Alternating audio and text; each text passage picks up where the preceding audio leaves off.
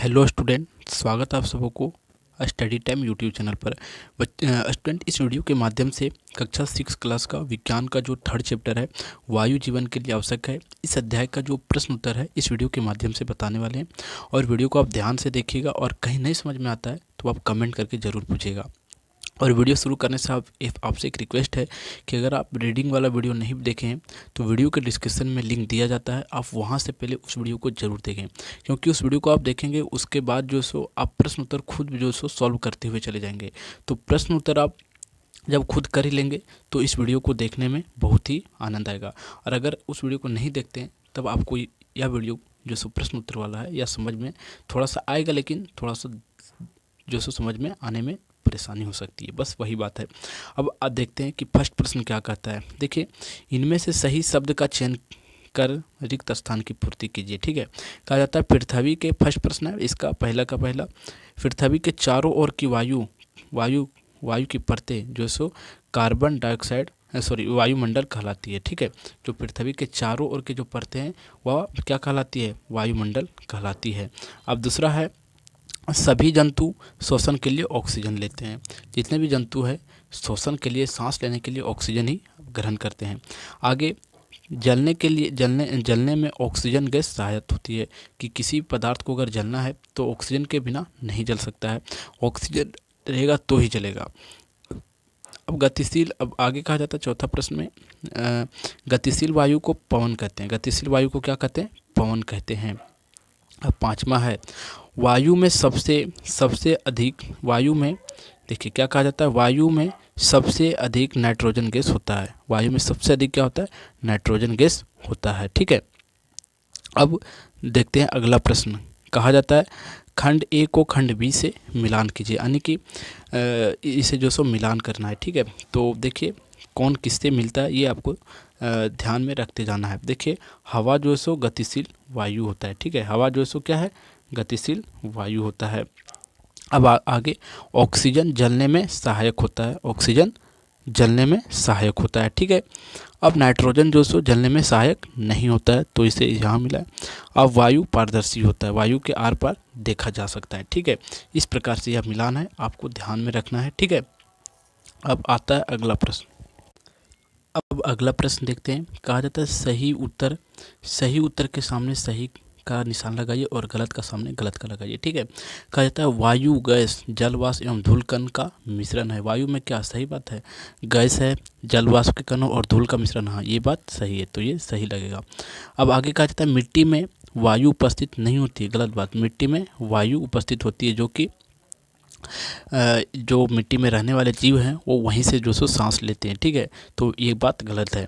अब आगे कहा जाता है ज्वलन में कार्बन डाइऑक्साइड सहायक होती है। नहीं, ये बात भी गलत है, ऑक्सीजन सहायक होती है। अगर जलता है किसी प्रकार का पदार्थ, अगर जलता है या किसी को जलाया जाता है तो बिना ऑक्सीजन के नहीं जल सकता है। कार्बन डाइऑक्साइड किसी को बुझा देता है, जलाता नहीं है। अब अगला प्रश्न है फिर, वायु वायु हवाई जहाज वायु जहाज हवा वायु हवाई जहाज उड़ने में सहायता होती है। सही बात है, ये बात सही है। आगे कहा जाता है वायु को हम देख सकते हैं? नहीं, इसे हम अनुभव कर सकते हैं, वायु को देख नहीं सकते हैं। ठीक है, अब अगला प्रश्न, चौथा प्रश्न है। देखिए, कहा जाता है वायु के संघनक क्या है, यानी कि वायु में कौन कौन से और पदार्थ पाए जाते हैं या कौन और गैसें पाए जाते हैं। तो देखिए, नाइट्रोजन, ऑक्सीजन, कार्बन डाइऑक्साइड, जलवाष्प, धूल कण एवं कुछ अन्य गैसें का संघनन होती है। ठीक है, लेकिन मुख्य रूप से ये सब जो आपको लिखा हुआ ये मुख्य रूप से होती है। ठीक है, अब आगे है पांचवा प्रश्न है, वायुमंडल किसे कहते हैं। देखिए, वायु स्थान गिरती है और यह हमारे चारों ओर पृथ्वी के चारों ओर की वायु को वायुमंडल कह देते हैं। ठीक है, इसी को हम वायुमंडल कहते हैं। अब छठा प्रश्न है। देखिए, छठा प्रश्न बताने से पहले आपसे एक रिक्वेस्ट है कि आप हमारे चैनल पर जो प्लेलिस्ट का वीडियो है, आप प्लेलिस्ट ज़रूर एक बार हमारे चैनल का जो सो जाके देखिए, क्योंकि प्लेलिस्ट पर आपके कक्षा के रिलेटेड सभी वीडियो जो सो अनलेबल है। हिंदी, साइंस और मैथ सभी का वीडियो अवेलेबल है। तो आप हमारा प्लेलिस्ट से जो वीडियो आपको देखना है, अगर मैथ का देखना है तो मैथ का देखिए, हिंदी का देखना है तो हिंदी के देखिए, और सभी क्लास का, क्लास 6, क्लास 7, क्लास 8 का, तीनों क्लास का जो सो पूरा प्लेलिस्ट बना हुआ है, तो आप वहाँ से वीडियो ज़रूर देखिएगा। तो एक बार प्लेलिस्ट ज़रूर आप चेक कीजिए, ठीक है। देखिए, प्लेलिस्ट देखने के लिए आप हमारे किसी भी वीडियो से आके जो सो प्लेलिस्ट चेक कर सकते हैं। तो देखिए, प्लेलिस्ट चेक करने के लिए हमारा चैनल का, आपको किसी भी प्रकार का वीडियो आया है हमारा चैनल के रिलेटेड, तो आप यहाँ जो है सो क्या कीजिए, उस पर क्लिक कीजिए, ठीक है। आप यहाँ क्लिक करेंगे तो आप देखेंगे हमारा चैनल पे जो है स्टडी टाइम, ये जो है सो खुल गया है, ठीक है। आप देख सकते हैं यहाँ आपको स्टडी टाइम लिखाते हुए दिख रहा होगा। अब आगे क्या करते हैं, देखिए यहाँ आता है आपको वीडियो, देखिए वीडियो है, शॉर्ट्स है, होम पेज है, और यहाँ पोस्ट है, और यहाँ आपको एक दिख रहा होगा प्लेलिस्ट। तो आपको क्या करना है, सीधा सीधा प्लेलिस्ट पर आना है, ठीक है। देखिए प्लेलिस्ट पर आइएगा आप, और प्लेलिस्ट पर आके आप क्या कीजिएगा, देख सकते हैं आप क्लास 7 का साइंस का प्लेलिस्ट बना हुआ है पूरा अध्याय का, फिर उसका आंसर का, क्वेश्चन आंसर का बना हुआ है, फिर इसी प्रकार क्लास 8 का, फिर क्लास 8 का क्वेश्चन आंसर का विज्ञान का है, फिर आप देख सकते हैं क्लास 8 का हिंदी का है, और इस प्रकार क्लास 6, 7 सबका जो सो प्लेलिस्ट यहाँ बना हुआ है। और आप किसी भी प्लेलिस्ट को ओपन कीजिएगा, देखिए इस प्लेलिस्ट को ओपन करते हैं तो इसमें जो सो आपको पूरा सीरियल बाय सीरियल सभी अध्याय के जो सो वीडियो आपको मिलते चले जाएंगे। तो इस प्रकार यहाँ से आप अगर देखते हैं आके तो आपको भी सुविधा होगा, और आपको कहीं और जाने का जो है सो ज़रूरत नहीं पड़ेगा और वीडियो में, ठीक है। तो आप देख सकते हैं ये क्लास 8 का साइंस का है। तो यहाँ से आप देख सकते हैं प्रश्न उत्तर का पूरा वीडियो जो है सो सीरीज बाय सीरीज यहाँ डला हुआ है प्लेलिस्ट में।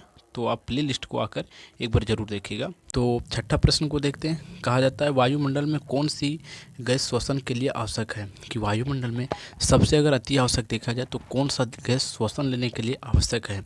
वायुमंडल में ऑक्सीजन और कार्बन डाइऑक्साइड गैस श्वसन के लिए आवश्यक है। अब आप सोचेंगे देखिए कि कार्बन डाइऑक्साइड तो हम लोग लेते नहीं हैं, ऑक्सीजन लेते हैं, तो कार्बन डाइऑक्साइड क्यों आवश्यक है। देखिए हम तो नहीं लेते, लेकिन दूसरा जंतु तो लेता है, जैसे पेड़ पौधे। जैसे हम, देखिए आपने पढ़ा होगा या नहीं पढ़ा तो हम आपको बता देते हैं कि पेड़ पौधे क्या करते हैं, कार्बन डाइऑक्साइड लेते हैं और ऑक्सीजन छोड़ते हैं, और मनुष्य यानी कि हम लोग जो जंतु हैं, जीव हैं, वो क्या करते हैं, ऑक्सीजन लेते हैं और कार्बन डाइऑक्साइड छोड़ते हैं। तो हम लोग कार्बन डाइऑक्साइड जो छोड़ते हैं वह पेड़ पौधे ग्रहण कर लेते हैं, और जो पेड़ पौधे ऑक्सीजन छोड़ते हैं वह हम लोग ग्रहण कर लेते हैं, यानी कि हम लोग एक दूसरे पर निर्भर हैं। तो वायुमंडल में श्वसन के लिए अगर मुख्य गैस देखा जाए तो ऑक्सीजन और कार्बन डाइऑक्साइड होगा, ठीक है, श्वसन के लिए। अब अगला प्रश्न, सातवां प्रश्न है, जल में मिट्टी डालने पर वायु के बुलबुले बाहर आते हैं, क्यों, समझाइए। देखिए मिट्टी छोटे छोटे कणों से बनी होती है, एवं उन कणों के बीच जो खाली स्थान होता है उसमें वायु रहती है, और जब जल इन छिद्रों में प्रवेश करता है तो वह वहाँ की वायु बुलबुले के रूप में बाहर आती है। जैसे समझिए माटी की ये कणें हैं, मिट्टी के कणें, और इसमें वायु का जो कण होता है वह फंसा होता है इन कणों के बीच में, और जब इसे मिट्टी को पानी में डाला जाता है तो बुलबुले निकलने लगता है। ऐसा क्यों होता है, क्योंकि उसमें वायु के कण फंसे होते हैं, जो कि वह जो सो ऊपर आने लगते हैं, और वही बुलबुले हमें दिखाई देते हैं पानी में। अब आठवां प्रश्न है, समझिएगा। कहा जाता है वायु में कौन सी गैस सबसे अधिक मात्रा में उपस्थित होता है। वायु में अगर सबसे अधिक मात्रा में अगर देखा जाए तो नाइट्रोजन उपस्थित होता है, जो कि 78% होता है, ठीक है। कितना, 78% होता है, ठीक है। अब अगला प्रश्न है, नौवां प्रश्न है। कहा जाता है वाद्य यंत्रों में वायु की महत्वपूर्ण भूमिका होती है, आप कैसे प्रमाणित कर सकते हैं। देखिए वाद्य यंत्र आप नहीं समझ पाए होंगे तो मैं आपको पहले बताया हूँ कि एक एक वर्ड को अगर आप नहीं समझ पाते तो मैं बताते चलूँगा, ठीक है। तो वाद्य यंत्र क्या होता है, जैसे कि जो बजाने वाले यंत्र होते हैं, जैसे बांसुरी, हारमोनियम, ये सब वाद्य यंत्र है। वायु के कारण से ही हमारे पास जो आवाज़ आते हैं वो सुरीली आवाज़ या किसी का खराब पर आवाज़ है तो वही जो सो वाद्य यंत्र होते हैं। कहा जाता है वाद्य यंत्र में वायु की भूमिका महत्वपूर्ण होती है, खासकर वायु वाद्य यंत्र में वायु यंत्र जैसे बांसुरी, स्केनोफोन और तुरई में वायु प्रवाह ध्वनि उत्पन्न करने का मुख्य साधन है। वायु से ही जो सो ये सब सुरीली हमें सुनने में लगता है। अब आगे कहा जाता है आपको कैसे पता चलता है कि वायु में जलवाष्प है, कि जो वायु के कण हैं उसमें जलवाष्प है, कैसे पता चलता है तो समझिएगा। कहा जाता है बरसात के दिनों में कागज पर नमक खुला रखने के कुछ समय बाद नमक के आसपास का कागज गीला हो जाता है। जलवायु कुछ किसी ठंडे पृष्ठ के संपर्क में आते हैं तो उसमें उपस्थित जलवाष्प ठंडी होकर संघनित हो जाती है हो जाती है तथा जल की बूंदें पृष्ठ पर दिखाई देती है और इससे इससे यह पता चलता है कि वायु में जल वाष्प उपस्थित है और इससे हमें यह स्पष्ट हो जाता है कि वायु में जल वाष्प उपस्थित है। देखिए, अगर वायु में जल वाष्प क्या होता है अगर आप नहीं समझते हैं तो समझिएगा। जैसे वायु है, ठीक है, तो वायु में जल की कण होती है जो कि हमें खुले आंखें से नहीं दिखती है, लेकिन अगर एक्सपेरिमेंट करके देखा जाए तो यह दिख जाता है। आप बरसात के मौसम में देखेंगे नमक में जो सो पानी छोड़ देता है, अगर आप घर में देखते होंगे तो नमक में पूरा तरह से पानी गीला हो जाता है नमक। तो कैसे होता है? क्योंकि जो हमारा वातावरण है वह उसमें क्या है, जल वाष्प है और जो सो बारिश के समय वह ठंडा पड़ जाता है। तब जो नमक होता है या खुला में उसे छोड़ दिया जाता है, तब वह जो सो पूरा तरह से भीग जाता है, गीला हो जाता है, ठीक है। यही जो सो इसका कहने का अर्थ है कि वायु में जल वाष्प की कण होती है और इस एक्सपेरिमेंट या इस क्रियाकलाप के माध्यम से हम समझ सकते हैं, ठीक है। अब 11वां प्रश्न देखते हैं। कहा जाता है ऐसे क्रियाकलाप की सूची बनाइए जो वायु की उपस्थिति के कारण संभव हो। कि बिना वायु की उपस्थिति के कारण संभव नहीं हो सकता है, ऐसा नहीं, कि जो वायु के कारण ही संभव होता है। जैसे रस्सी पर टंगे कपड़े पर वायु का प्रभाव आपको देखने को मिलता है कि वहाँ आप वायु को देख सकते हैं। फिरकी खिलौना जो होता है उसमें वायु का देख सकते हैं, घूमता है जो।